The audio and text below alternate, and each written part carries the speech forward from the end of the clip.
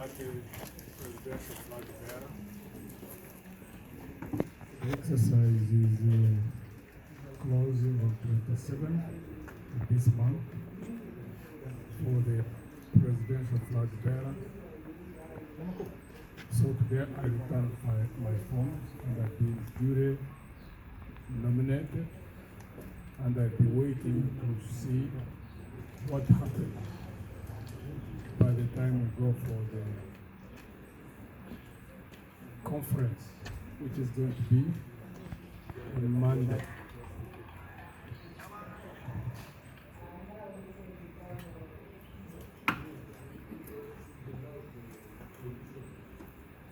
Alliance for National Transformation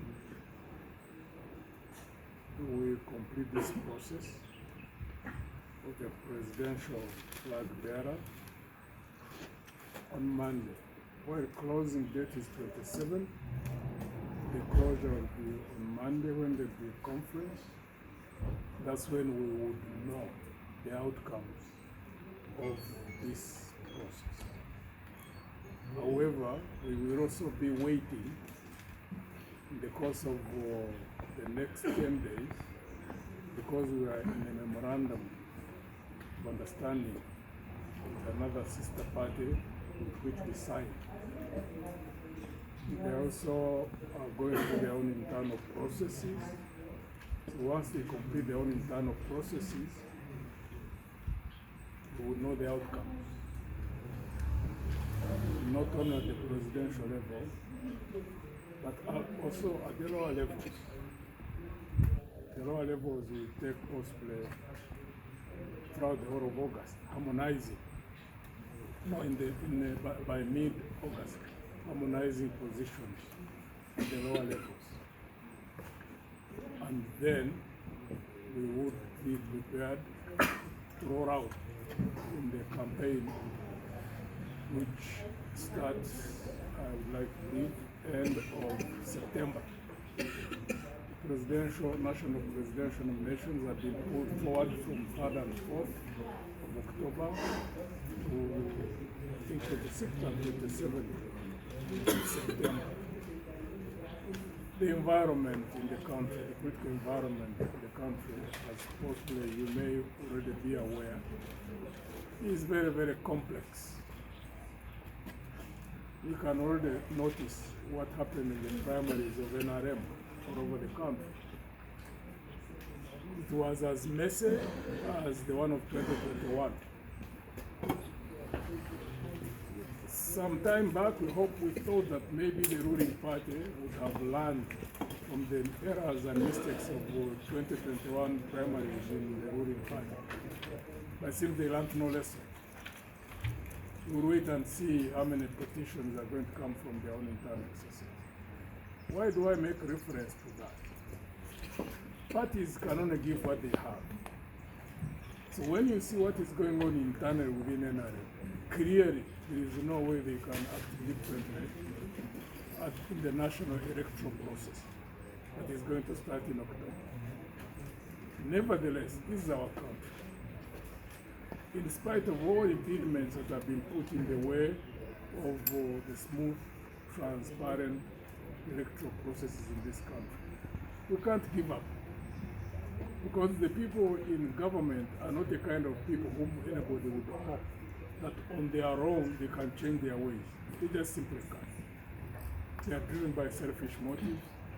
There are people who are driven by self-interest. They don't care about the country. They don't care about people.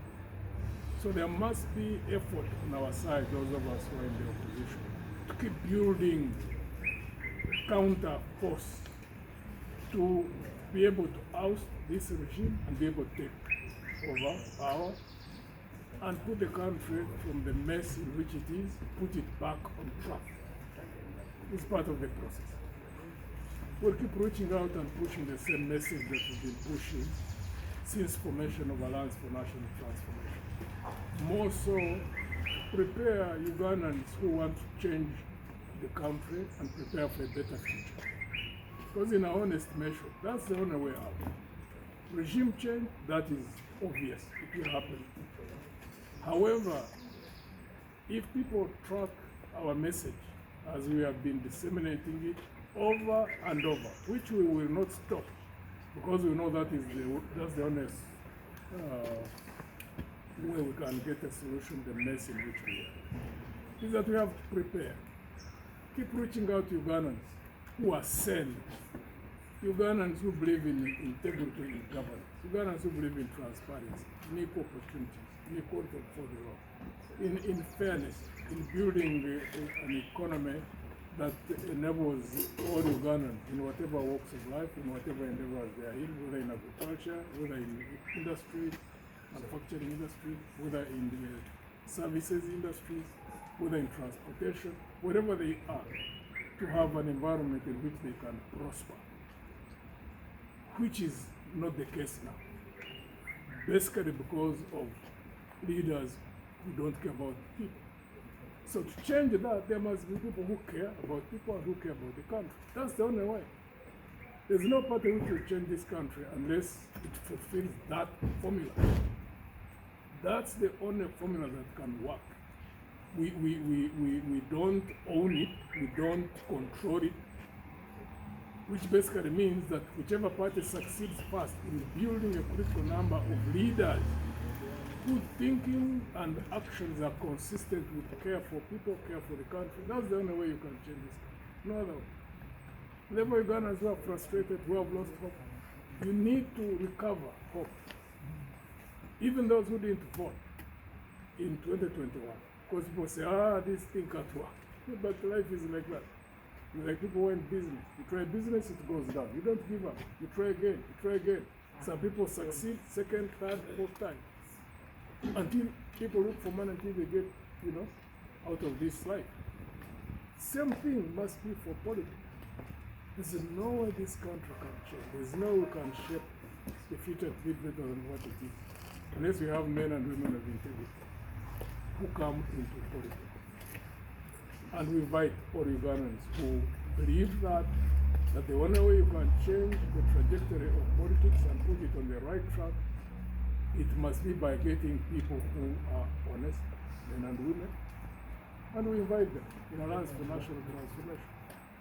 Those who may, for whatever reason, not be able to join ANC, get any other party that you believe in, but build a critical number there so that you become the dominant force. Because no party is going to change this country unless the dominant force inside that party is of those people who, if I like, to act in concert in terms of building a strong foundation for good governance. There is no other way. John Museveni is going to leave this country in a big problem.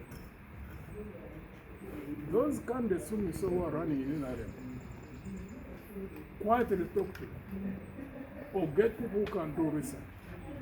You'll most likely find that those who run on that ticket, out of 10, 7 or 8 don't even believe in NRM. But they went there because they just want to get into position. So the question you keep asking yourselves, if shepherds abandon the flock, the sheep, what happens? If the sheep are left in the field, waters will eat the sheep.